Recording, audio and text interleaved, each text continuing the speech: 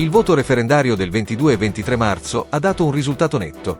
Gli italiani hanno detto no alla riforma della giustizia varata dal governo Meloni e lo hanno fatto con una partecipazione inaspettatamente alta. I comitati per il no hanno così visto la loro campagna referendaria, che ha avuto il suo apice a Roma il 18 marzo, andare a buon fine, riaffermando così i principi costituzionali a cui si sono richiamati in questi mesi. In questa campagna referendaria abbiamo sentito tutto il suo contrario. Se davvero si vuol fare una riforma, questa deve rafforzare l'autonomia della magistratura, pur regolandola.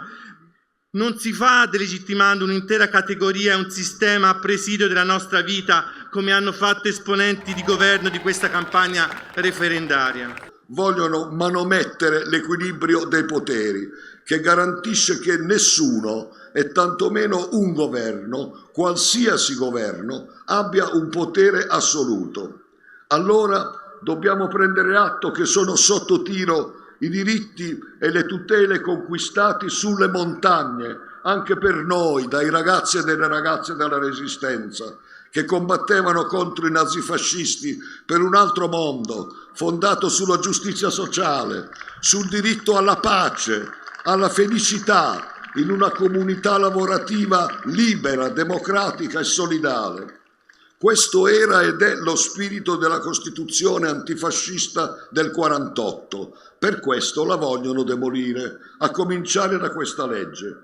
Tutti voi, tutti noi rappresentiamo donne, uomini, giovani, anziani, meridionali, settentrionali, tanta parte dei tanti mondi del nostro bellissimo paese. I mondi delle istituzioni democratiche, del lavoro, delle professioni, delle arti, dei mestieri, della cultura, della scienza, dello spettacolo, i mondi delle famiglie disagiate, dei poveri, degli emarginati, degli esclusi, degli invisibili, della moltitudine senza volto e senza voce.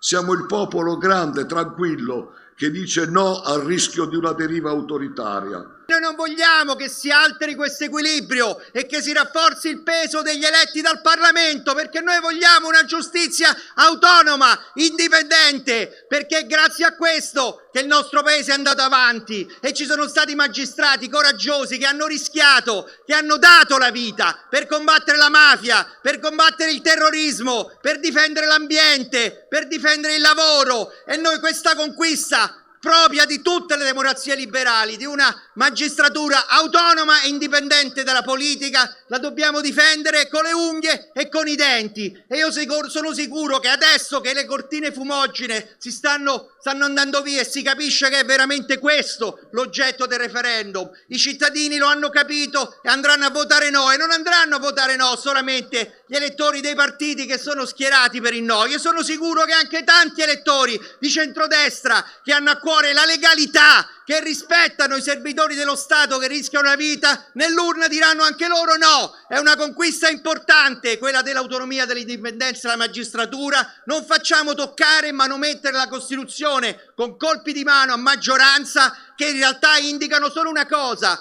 la vera ragione di questa riforma non sono i difetti e i limiti della giustizia italiana, ma sono proprio il fatto che essa funziona e che è la giustizia che ha meno errori giudiziari tra i grandi paesi. E noi vogliamo che continui a essere così, la vogliamo migliorare, ma non la vogliamo proteggere dalla prepotenza, e lo faremo nelle urne. Cosa difendiamo quando difendiamo l'autonomia della magistratura?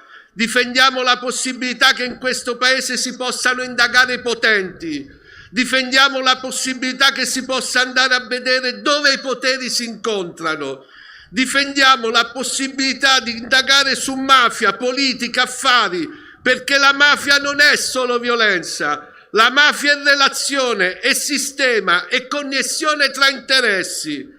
Per scoperchiare quel sistema serve una magistratura libera davvero. E allora oggi qui in questa piazza noi dobbiamo avere il coraggio di fare una cosa semplice e potente: ricordare i 27 magistrati uccisi dalle mafie e dal terrorismo.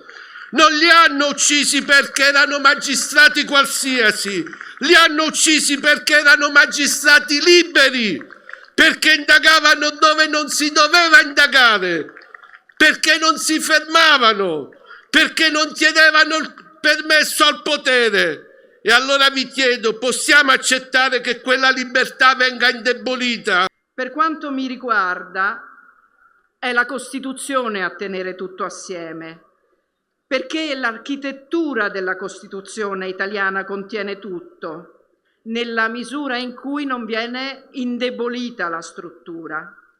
Giorgio La Pira parlava durante i lavori preparatori dell'Assemblea Costituente della Costituzione come una veste giuridica del corpo sociale.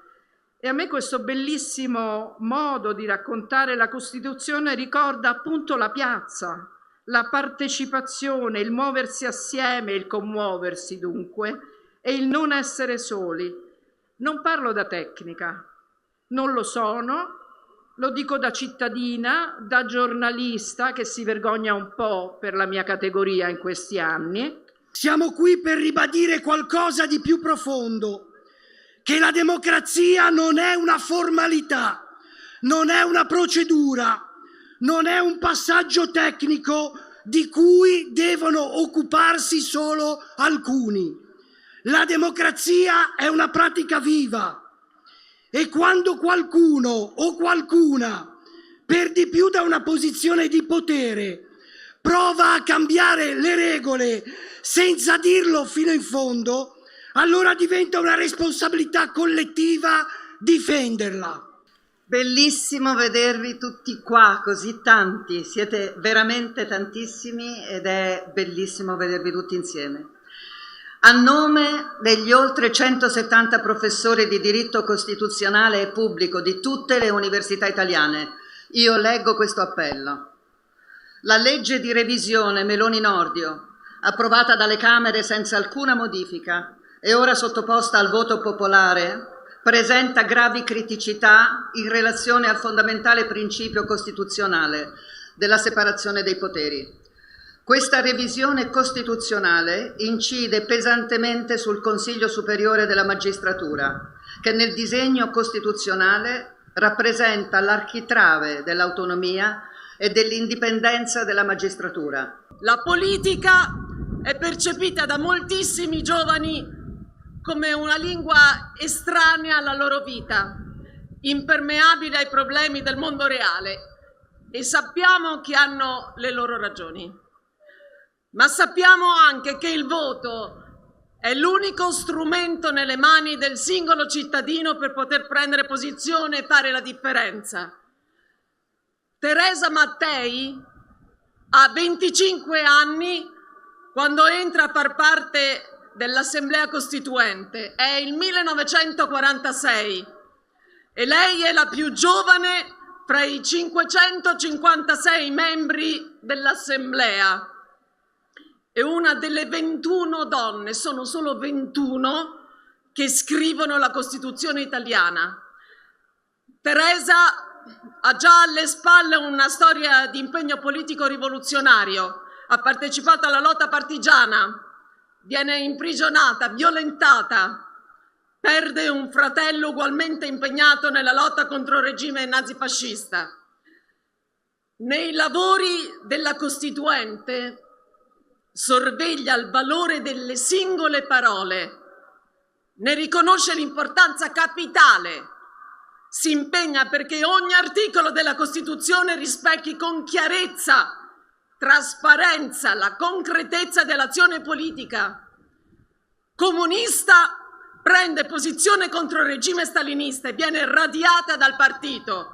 Non smette però di partecipare attivamente alla vita politica. Sono Angela, ho 20 anni, sono una studentessa e sono qui perché se la mia voce, il mio impegno, la mia partecipazione, come quella di ognuno di voi, qui oggi e in tutto il percorso costruito negli ultimi mesi, può essere utile a difendere l'idea di paese su cui questa Repubblica è stata costruita, allora so che non c'è altro posto in cui potrei e dovrei essere.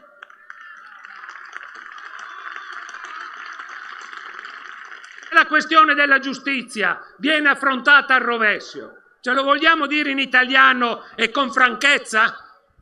Noi siamo quelli che chiedono un funzionamento diverso della giustizia.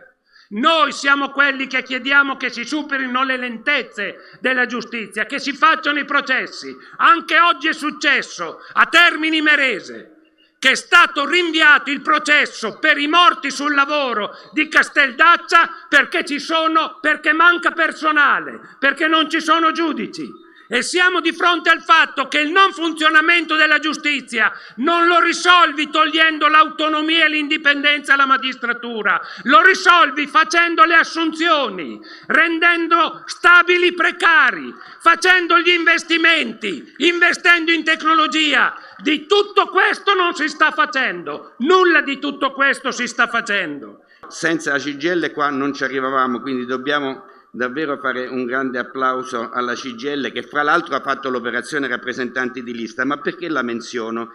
È perché i rappresentanti di lista in questi giorni vanno formati, molti non l'hanno mai fatto, e quindi fra le cose che si possono inventare c'è anche una che si è usata sempre, quindi senza dire quale, io direi ai nostri rappresentanti di lista di non lasciare mai soli il Presidente e un altro, di resistere all'appetito durante la pausa pranzo e insomma di fronte a quanti hanno dato la vita per la nostra Costituzione, per lasciare la nostra Costituzione a figli e nipoti, magari quel giorno non mangiano, però non mollano il seggio, perché basta poco per infilare una scheda o due. Sono stati oltre 15 milioni i no, pari al 53,23%, a spazzare via una riforma definita da molti costituzionalisti un attacco al potere giudiziario. No, che hanno prevalso in ogni regione italiana con l'esclusione di Lombardia, Veneto e Friuli Venezia Giulia. E, a differenza delle elezioni politiche, amministrative o europee, sono stati gli under 30 a precipitarsi in massa alle urne votando, secondo i dati dei principali istituti di sondaggi, in maggioranza per il no. Un attacco alla Costituzione bloccato, che nel momento in cui il risultato si è concretizzato, ha portato i comitati organizzatori a promuovere una festa che si è diramata nel centro di Roma e che ha visto la partecipazione di migliaia di persone. È una giornata bellissima, in inizio di una nuova primavera. Credo che ancora una volta i cittadini, le cittadine, il popolo italiano ha ribadito con forza che la Costituzione non si tocca, la Costituzione si applica. E allo stesso tempo credo che con grande chiarezza questa giornata dica un'altra cosa. Questo governo non rappresenta la maggioranza del nostro Paese. E chiediamo a questo governo che abbia l'umiltà di saper ascoltare. Noi non abbiamo bisogno di peggiorare la vita delle persone attaccando la Costituzione. Abbiamo bisogno di applicare quei valori e quei principi per rimettere al centro di questo Paese il valore del lavoro, delle persone, la centralità dei diritti fondamentali, il diritto a un lavoro dignitoso, il diritto alla giustizia, il diritto alla sanità, il diritto all'istruzione, il diritto a partecipare e a decidere della propria vita nel cambiamento di questo Paese. E soprattutto vogliamo dire un no molto preciso, il no alla guerra, sotto ogni forma, sotto ogni mentita spoglia. Grazie a tutte e tutti gli italiani che con la loro straordinaria partecipazione, mobilitazione democratica hanno difeso la Costituzione della Repubblica Italiana. Grazie agli studenti, le studentesse, i giovani che si sono mobilitati per difendere il futuro di un Paese di fronte a un'arroganza di una destra che non ha pudore. E noi le dimissioni le chiediamo di qualcuno. Chiediamo le dimissioni di chi in questo giorno ci ha fatto vergognare, da Del Mastro, Nordio, questa gente che non sa che cosa significa rivestire un ruolo con onore. Questa è stata una straordinaria e meravigliosa vittoria dell'Italia repubblicana e costituzionale. Pensavano che questo Paese fosse definitivamente addormentato, ma questo Paese ha dimostrato ancora una volta di avere la schiena dritta e gli occhi piantati nel futuro, altro che conservatori. Pensavano che richiamare la Costituzione fosse un vecchio vezzo, ma questo Paese lo ha capito benissimo. La Costituzione e la sua difesa è la migliore garanzia di poter costruire un futuro diverso per tutti e per tutte, ed è per questo che sono state le generazioni più giovani a trainare questa vittoria straordinaria. I soloni, i commentatori continuano a raccontarci che i giovani sono disinteressati alla politica, che sono lì addormentati, disinteressati a tutto quello che ha a che fare con l'interesse comune, ma questa è una grande menzogna. I giovani si muovono, conquistano il futuro quando ascoltano parole ambiziose che abbiano il coraggio di indicare un cambiamento vero. Se parli di salari, se dici stop alla precarietà, se parli di un futuro che si possa costruire nel segno dell'alternativa. A chi ha creduto che la Costituzione non si piega per gli interessi di un gruppo che in questo momento è al governo, grazie a chi ha creduto che la Costituzione si regge su equilibri delicati, che non possono essere stravolti, perché in questo momento c'è una classe al governo che vuole mettersi al riparo dalle inchieste. Grazie a voi e a tutti coloro che hanno votato no, perché non sono caduti nell'inganno che loro hanno coltivato grazie a un sistema mediatico che gli ha consentito di dire a reti unificate che questa riforma serviva per i casi di mala giustizia, oppure anche per rendere più efficiente il sistema della giustizia.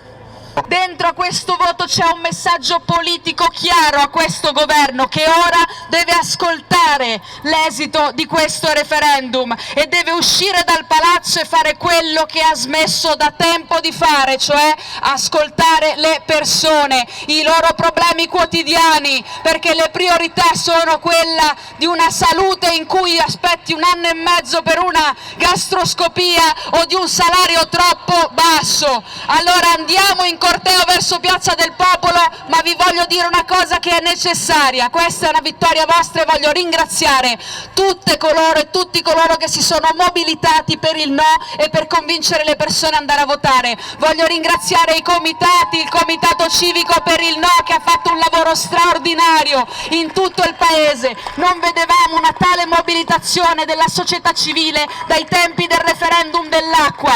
Teniamone conto, perché dentro quel voto ci vedo un messaggio anche per noi che dobbiamo ascoltare, perché molta più gente è andata a votare no di quella che ha votato alle ultime elezioni europee e alle ultime elezioni regionali.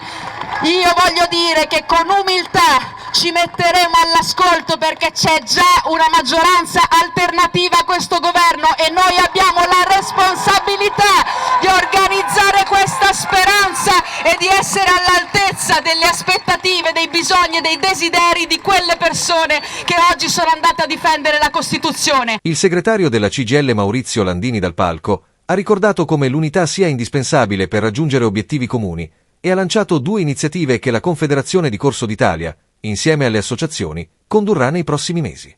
Quello che è venuto fuori col lavoro che abbiamo fatto, con assemblee, con luoghi di lavoro, nella città, parlando con le persone, ad uno abbiamo costruito una vera maggioranza e anziché un plebiscito al governo è venuto fuori una chiara e precisa domanda di cambiamento democratica. Il Presidente, se vi ricordate, proprio il Presidente del Senato nei giorni scorsi aveva detto che se questo referendum avesse votato meno del 50% non avrebbe avuto alcuna legittimità politica. È stato servito, è stato ascoltato. Questo referendum indica che quando le persone sono messe nella condizione che il loro voto conta, che il loro voto decide, allora partecipano e chiedono a tutti di ascoltarlo. E questa è la novità che abbiamo di fronte. E consentitemi con grande franchezza, io penso, e lo dico come impegno anche della nostra organizzazione, che quello che abbiamo costruito assieme insegna a tutti. Ognuno da solo non va da nessuna parte, nessuno si salva da solo, nessuno da solo risolve la situazione, ma tutti insieme possiamo avere una forza di cambiamento che è inarrestabile. Allora non ci dobbiamo fermare, dobbiamo imparare anche noi da queste esperienze, lo dico anche come CGIL. Abbiamo bisogno di imparare, di aprirci, di dare voce, di ascoltare le nuove generazioni e di far diventare davvero la battaglia per la libertà nel lavoro, contro la precarietà nel lavoro, per affermare un'uguaglianza vera tra uomini e donne, la nostra cifra e il nostro obiettivo. E lo dico fin da ora, noi lanceremo nei prossimi giorni, assieme a tutte le associazioni, a tutte le persone che insieme a noi vorranno, 2 grandi campagne. Una per rimettere al centro la sanità pubblica e universale come diritto